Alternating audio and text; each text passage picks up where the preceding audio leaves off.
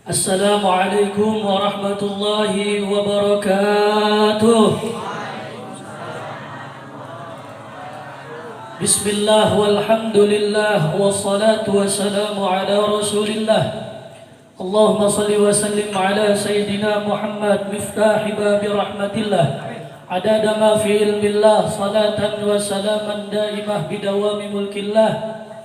Allahumma salli wa sallim ala Sayyidina Muhammad wa ala alihi Sayyidina Muhammad amma ba'd.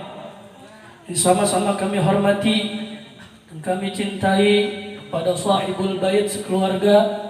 Semoga Allah Subhanahu wa taala muliakan dan tempat ini dijadikan oleh Allah Subhanahu wa taala tempat yang barakah.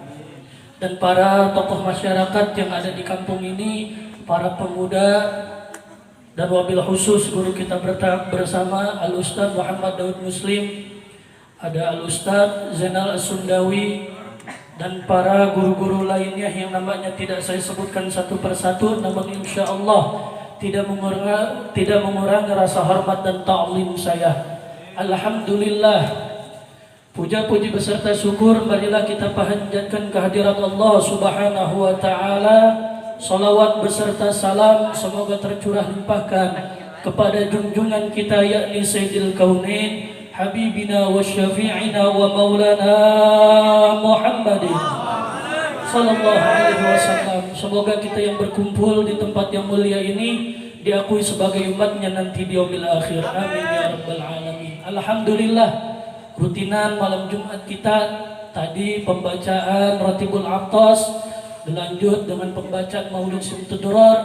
Semoga apa yang kita baca menjadi wasilah terkabul semua hajat-hajat kita oleh Allah Subhanahu wa taala, diampunkan segala dosa-dosa kita, dosa kedua orang tua kita, dosa guru-guru kita, dan semoga kita semua menjadi umat yang berbakti kepada Allah dan Rasulnya. Alhamdulillah.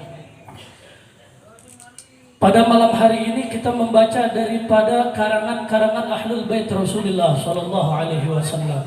Yang pertama kita baca karangan Al-Habib Umar bin Abdurrahman Al-Attas, dan selanjutnya Maulid Simtudrar Al-Habib Ali bin Muhammad bin Husain Al-Habsi. Sebenarnya ratib itu adalah cuma susunan.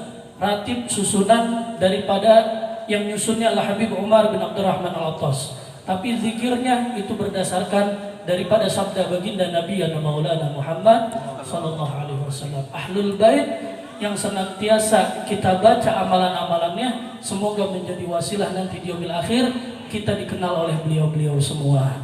Dan semoga kita semua masuk surga bersama rombongan-rombongan para orang-orang soleh.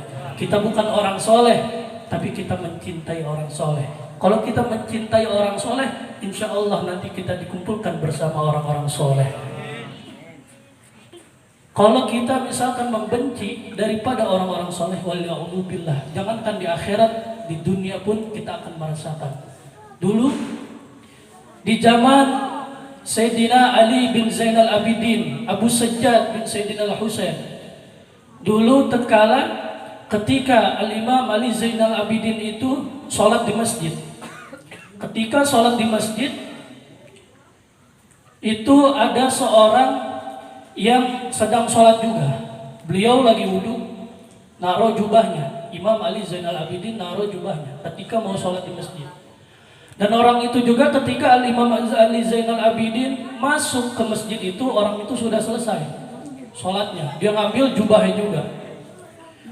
Dan orang itu balik lagi ke masjid. Wahai cucu Rasulullah, wahai Imam Ali Zainal Abidin, kamu ngaku cucu Nabi, kamu ngaku zuriyah Nabi, tapi kamu ngambil uang yang ada di kantong saya, katanya. Orang itu uangnya hilang. Uang di kantongnya hilang. Ada di kantong bentukannya, ditaruh di dalam gamis ya, ditaruh dalam jubahnya. Kamu ngaku cucu Nabi, kamu ngaku zuriyah Nabi, tapi kenapa kamu ngambil duit saya, katanya. Tidak ada orang lain yang masuk masjid ini selain engkau dan aku, katanya. Kalau bukan engkau, siapa lagi yang mengambil uang ini, katanya. Apa kata Imam Ali? Ya benar, nih duitnya dikasih lagi. Nyampe rumah, orang itu berkata pada istri, wahai istriku, aku sedang tidak enak hari ini. Kenapa ditanya oleh istrinya? Kenapa tidak enak? Kenapa kamu marah-marah datang-datang, kata istrinya. Uang saya hilang, diambil oleh cucu Nabi, katanya. Diambil oleh zuriyah Nabi Al-Imam Ali Zainal Abidin. Apa kata istrinya? Duit kamu tidak hilang, wahai suamiku. Duit kamu ada di kamar, katanya. Orang itu lupa, duit itu di kamar. Tapi ini Imam Ali ngasih duitnya sama persis di kantongnya dan nominalnya pun sama. Kata istrinya, ada duit kamu di kamar, katanya. Kamu lupa waktu tadi ke masjid tidak membawa uang itu. Orang itu sudah mencaci maki, kan? Sudah mencaci maki zuriyah Nabi Muhammad SAW. Ketika itu orang itu nangis jadi-jadinya. Ya Allah, nyamperin Imam Ali Zainal Abidin. Nyamperin lagi, wahai Imam, saya minta maaf, saya salah, saya telah membentak kamu, saya telah memarahi kamu, perasaan saya benci terhadap kamu. Apa kata Imam Ali? Enggak apa-apa wahai saudaraku, katanya. Tidak Imam Ali, ini saya kasihin duitnya lagi kepada kamu. Kata Imam Ali apa? Tidak, itu duit buat kamu saja, katanya. Zuriyah daripada Nabi Muhammad SAW kalau sudah mengeluarkan duit pantang untuk masuk ke kantongnya lagi. Allahumma sholli ala sayyidina Muhammad. Ketika itu lama kemudian Imam Ali tidak melihat orang ini. Kemana dicari? Dicari ke orang kampungnya. Si Fulan kemana?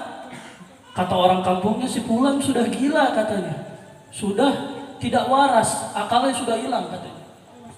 Imam Ali penasaran, disamperin ke rumahnya, ketemu dengan istrinya. Suami kamu mana? Kata Imam Ali. Suami saya sudah gila, wahai Imam Ali, karena dulu dia pernah membentak kamu, pernah membenci kamu, dan menuduh kamu sebagai maling. Tidak, dia tidak salah, sudah saya maafkan, kata Imam Ali. Disamperin sama Imam Ali. Wahai Fulan, aku sudah memaafkan kamu, katanya. Aku sudah maafkan kamu. Ketika itu juga oleh Imam Ali dikasih air, sembuh orang itu. Maafkan, katanya. Ketika sadar lagi meminta maaf. Kata Imam Ali, kamu tidak salah.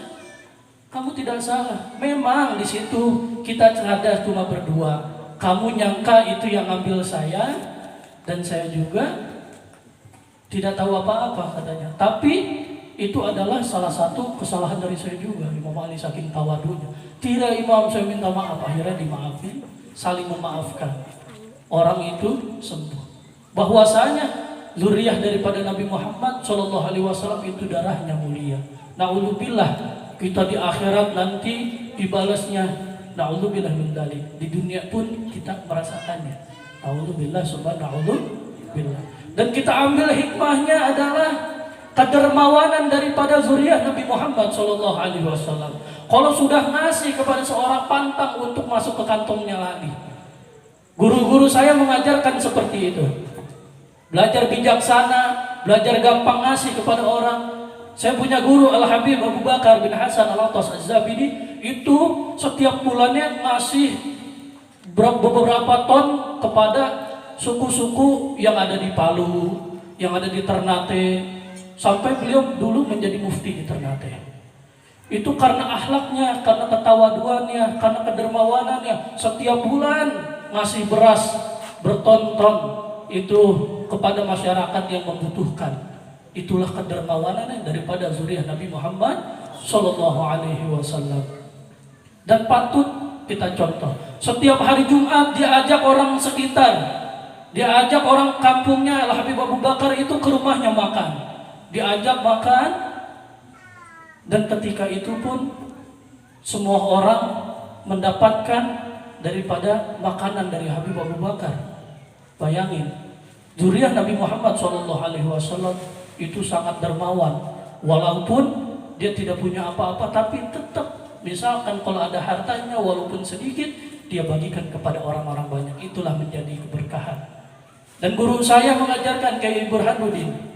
Dulu ketika saya lagi belajar di kelas mau ngaji, itu satu kelas dipanggil oleh kiai saya buat ngebersihin rumahnya.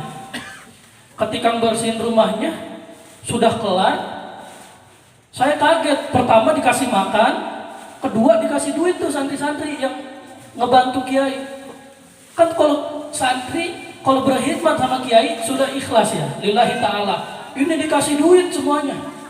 Bayangin, itulah salah satu yang dicontohkan oleh guru-guru kita adalah sifat dermawan dan sifat tidak pelit kepada siapapun. Tadi disampaikan oleh Ustaz Daud, orang yang tadi yang mau meninggal dia bersedekah kepada anak yatim itu tidak jadi meninggalnya. Karena benar, sedekah itu tadfa'ul bala. Sedekah itu adalah untuk pencegah daripada bala. Orang yang tadinya pengen tabrak motor tapi dia awalnya bersedekah tidak jadi. Bisa jadi seperti itu. Karena itu adalah daripada hadis baginda Nabi Muhammad SAW. Tidak panjang lebar, mungkin segitu saja dari saya. Apabila ada kesalahan, mohon dibukakan pintu maaf yang seluas-luasnya. Wal afu minkum, wallahul muwaffiq ila aqwamit thariq. Assalamualaikum warahmatullahi wabarakatuh.